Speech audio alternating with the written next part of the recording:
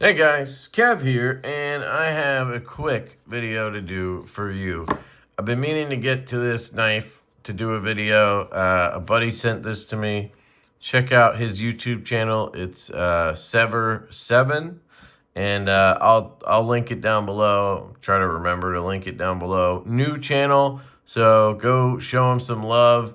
Go give him a subscribe and help him out. Sever7. And he sent me this. It's from Spearhead. He's hooked up with a bunch of brands I've never even heard of, which is cool. I'm glad that somebody's doing that, finding all these brands. But I got to tell you, the first thing I saw when I opened this box was freaking cool. The pouch that it comes in. Look at that. It's a quarter that has been bent and turned into a button. I assume it's a real quarter. Feels like one and everything. And then you just unwrap this leather lace off, string, whatever. You have a Horween pouch. And then the knife is inside of that. And here it is. Now, I gotta say, this looks very custom, this knife. I don't know if it is. Let me put all this stuff away. It's the Soulhunter, an M390 titanium TC4. So that tells me right there it's probably made in China. Because if it was American, they would have 6.4 ALV or whatever on there. Handle scale is the same. Pivots, zirconium. Back clip. I don't know what a back clip is. Titanium. The date is 1/2025, so January, and the maker is Sangyu Tao. So it's cool. So maybe Spearhead is his company. Maybe he's a custom maker overseas. That could be. So I don't know what the price is on this. I guess I could try to look it up real quick. This is the Spearhead Soulhunter. See real quick if I can find it. Here it is. Soulhunter series from Spearhead, $298. That's not bad at all, guys. So, is it available is the question. In stock. So, if you wanted to pick one of these up, here you go. There's some info. There's some specs. Pause and read those. They're in millimeters. Okay. So, zirconium on the pivot, and I'm guessing on the thumb studs as well, which is pretty cool. Let me zoom in here and give you guys a better look at that. Look at that. Real nice. I like a little zirconium. I love the blackened look of it. It has to be blackened. That's it's flamed essentially. And look at this. That lock bar looks to be I don't know what you would call that. It looks like a frame lock, honestly. It's just underneath, like a sub frame lock. But it's probably some kind of liner. You can see right here, there's like a bunch of layers to this. Look at that. You have layer 1, 2, 3, 4, 5. So you have 2 layers on each side, and then the backspacer. Super interesting. The clip looks very tight and difficult to get in the pocket. Let me test that real quick. Yep. Oh, can't even get it in the pocket. So she said. Yeah, I can't even get it in my pocket. So the clip is a fail, unless I'm missing something. It's a fail. There's literally a point on it. Oh my God. What were they thinking? Look at that. Look at that. They literally put a point on it. It's the worst thing you could do with a clip. I don't know. Maybe I'm missing something. Maybe there's something they were going for there. Or maybe they just never want this thing to come out of your pocket. Because if you actually get it in, I don't think you're getting it out. Once that point goes past your pants, you are screwed, sir. Clips are difficult. And I feel like it is something that I would think makers would learn as they go. I know as a designer, with my own knife company that I have with Colin Mason Pierre, who is a real knife designer. You know, but it took us a while to learn how to make a clip, design a clip properly. Early on, and some people watching this could probably attest to this. Early on, we had more pointed clips. Not like that. I mean, this is crazy. But more pointed ones, and they would be a little bit harder to get in pocket, and then they would be, you know, they would shred your pants a little bit. And, you know, so we learned to start doing it more like this, where it's more rounded at that contact point, and you extend that contact point so it's spreading that out a little bit, and that makes for a nice soft feel in and out of the pocket. And that's where we've progressed things as we've gone. So I totally get it, but at the same time, it literally doesn't work. So I mean, it is what it is. Maybe they wear something that can fit under this. I don't know. So we have a front flipper. The jimping looks like it does not come up to the top here. I really wish that jimping came up all the way, because you have like this smooth spot right here, which isn't good. The jimping actually feels pretty good. So if they would have just brought that up a little bit, it would have been nice. But let's give it a shot. Yeah, it's not bad. Feel that detent out a little bit. Wow, action's good. Detent's a little soft, I think. It's good for the studs, though, so... Well, it's a little soft, but, I mean, it's fine. That's just preference. I think most people would be fine with it. Action feels pretty good. The centering is... Yeah, I would definitely call that good. Nice centering. I think they called it a Spanto blade, right? The thumb studs are excellent. They are designed extremely well. They're unique too. Look at those suckers. They're kind of have like lugs on them or something. I don't know what you would really describe that as, but that's really nice looking. I like those studs a lot. And they catch your finger really well too. So even on a smaller knife like this, it feels really solid. Yeah, the front flipper I struggle with a little bit because it's smooth there. Because what I like to do is load up on the jimping. On that last jimp, I like to load up, and then I can really fire out. And it makes that move easier if you have jimping there. But, I mean, it still works. It's not horrible. You can grab the top there to do a reach around. Small enough knife that you can do that. Size comparison. Good comparison might be my Trevor Burger Urban Custom. I need to take this apart. I noticed some things yesterday I wasn't happy with. It's making some weird sounds. I think it just needs a cleaning maybe. And I found out it has pivot lash, which is super annoying on, you know, maybe my favorite knife. This is the last custom I have. You know, I've had a bunch of stuff come through that I've bought and whatnot, but I've sold everything over time, except for this one, because I was in love with it. This is number 001. But of course I had to go, you know, checking every little thing. Man, that detent is so good though. Sounds like the sound is normal again. I think there's just something on the detent track. So I just need to clean that up. But anyway, size comparison, you can see even this knife, which is like 2.75 inch blade, is a bit bigger than the Soulhunter here. M390 as well on that blade. Do I have anything else small like this that would make sense? I don't have any nip. Oh, I have the nip slip nearby, which is the same size. So here's a nip slip. let's see.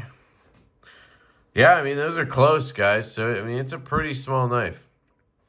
Hopefully that gives you a decent indication. I did show you the specs. And just for shits and giggles, here you go. In English, you can see the inches. 2.5 inches on the blade. And a little less than that on the cutting edge. And then, I mean, you're not even 6 inches overall on the knife. So she said, it looks like you're at 5. I mean, you're just under 6 inches on it. Spanto blade. You do have what feels like a hollow grind here. And then a compound grind. So this is flat out here. That's kind of nice. Oh, yeah, that feels sharp. Oh, that's like sticky. Oh, that's nice. That feels really good. Not gonna really cut with this thing. It's kind of fancy. Not mine. Oh yeah. You could just tell. You could just tell that he put a ridiculous edge on this thing. Or I don't know why I'm saying he, because it feels like a custom knife. It really does. But you can tell it's CNC machine too, because look at it. You know, beautifully done titanium, bead blasted. Love these lines. Those are really cool. Then you have the Chicago screw, looks like. And that has a logo on it, which is really cool. I don't know how you guess that screw right here goes through there, and that's, you know, this is just a barrel. But it just looks, it's a little interesting how they did it. Right-handed, you can hang onto the clip a little bit, you know. Yeah, I wish that jimping was up a little higher. I wish the detent was maybe a touch stronger. Again, that's more preference than anything. I can still do a lot of the moves with the flipper tab, so it's not like bad. Let's take a look at this lock bar. Let me get my flashlight out, and we can investigate here. So we have what looks to be, I would call it a liner lock, because it looks like it's a full liner. It's a proud liner actually. And it is made out of titanium, and you can see there's a steel insert in there. See that? There's a detent ball right there, and then you can see the screw. It's mounted from this side. So the screw goes through here. You can see it there. See the screw head there, which is cool. It kind of hides that. Yeah, it's really nice. It feels like it has a little bit of a sharp edge right here on the edge of that, on the edge of the lock bar right there. Sticks out just a little bit, and it's sharp. Would have been cool if they knocked that down a little bit. But I mean, this thing's what was it? $298 or something? So just about $300 for this thing. And it's really cool. But the clip is useless. So that's an important thing to note. Geez, that hurt. That's why I like jimping up there, because sometimes you slip up and then it just hurts. The clip is useless, guys. So that makes it a tough sell, you know what I'm saying? But maybe you love it and you're just going to have it at your desk and fidget with it. And in that case, it's really cool. It's really cool. But they should definitely update that clip and do something, because, I mean, it almost seems like, did they know? Or is there something I'm missing? Like, is there a way to use it that I don't know? It's crazy. I don't know. Let me know your thoughts, guys. I think it's a cool setup. I think it's kind of ironic that they use a U.S. quarter, you know. Unless this is made in the U.S. I mean, I really don't know, but I doubt it. You know, I always like it when they put made in China on there somewhere. Here's the website. Let's see.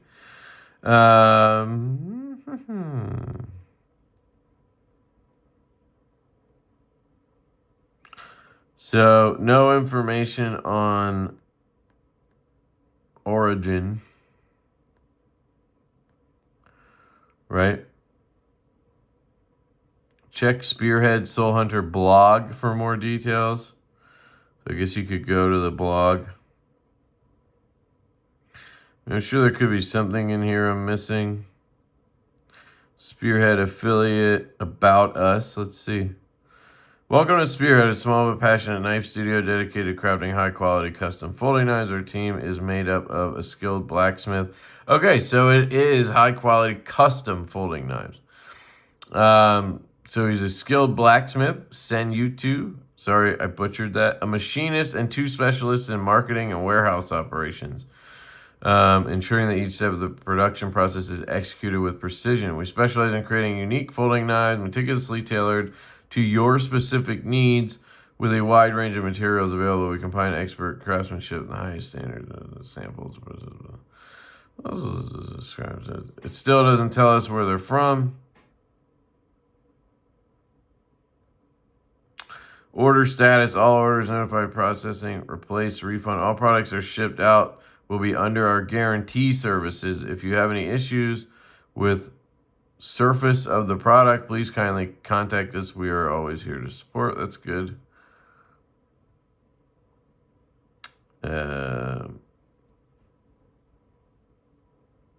Contact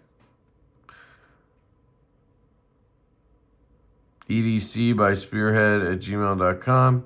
So yeah, we're not getting that information on their website unless I missed it. My guess is it's China just because of the way they listed that and the price.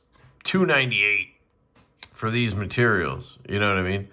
Another reason, potentially, and I'm just guessing here, so bear with me. If they're in China, as far as I understand, they're not actually allowed to carry knives. So, at least that's what I've been told. And maybe that's wrong. It does sound kind of ridiculous, but I believe they're not allowed to carry knives. So, maybe they never actually use pocket clips. You know what I'm saying? So they didn't know. They've never actually put it in their pocket. I don't know. Just a guess. But anyway, obviously I don't like the clip. But other than that, it really is nice. I mean, the front flipper, lots of companies make that error on purpose. So, you know, that one is what it is. The clip is just the major one.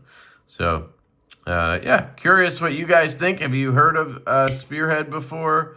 And are you interested in them? Are you going to check out any of their other stuff? You know, I'd be curious to see what else they make. I'd love to see an updated version of this because I think this knife is really nice. If they just update the clip and then, or even honestly, they could get rid of the clip. They have a Horween thing, you know. Why don't you get rid of the clip and then send some kind of slip with it made out of Horween? That would be cool. But yeah, if they fix the clip or get rid of it and then jimp this all the way up, maybe make the jimping a little tighter and go all the way up to the top and even go around if you want. If they do those couple of things, I think this knife would be a easy recommend for me, especially at the price with zirconium on it, a belt satin, very nice belt satin, by the way. It's M390, not sure what the HRC is. I don't think we had that listed on there either. Let me double check that real quick. So here's the specs again. This just says M390. Yeah, I didn't see anything about, maybe there's a bunch of information in this blog. I didn't want to read through a whole blog. Yeah, see, there's a lot going on there, but so it was creation by designer Ho and crafted by San Fishhead.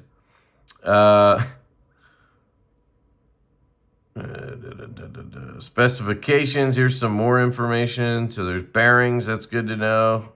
That was kind of a given for me. There's 2 blade styles, blade A and blade B. So that's interesting. Both finished using the Spanto polish method. Interesting that they call it that. So does one have studs and one doesn't? Or is it just that one's not finished? You know, I just can't read all this right now. You know what I mean? Trying to spot the differences. You can see there's just like a different swedge, different grinds there. Cool customizations there. Mother of pearl inlay. That's wild, dude. Different back spacers. That is cool that they're kind of updating everything. You know what I mean?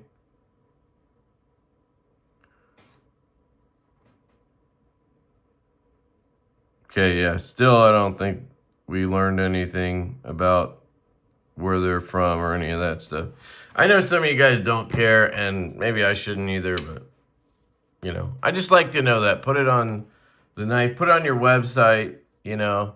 Like our website says OEM by Kubi Knives, and then it says China next to it, just to be fully clear. Fully transparent, you know. All right, cool. Awesome knife. Great build, all of that stuff. They did a great job on this knife. Just as little, no, the clip is a big thing. But other than that, it's, you know, a couple of little things and you have a real winner here. So great job, Spearhead. Thank you to Derek, aka Sever7, for sending this my way. I believe they sent it out to him to check out or pass around or something. So I'm glad they did that because I hadn't heard of them before. And I like this little knife. So, love you guys. I'll put a link to it down below if you're interested. Check it out. If not, you know, it's up to you guys. So, love you. And I'm going to catch you guys later. Peace.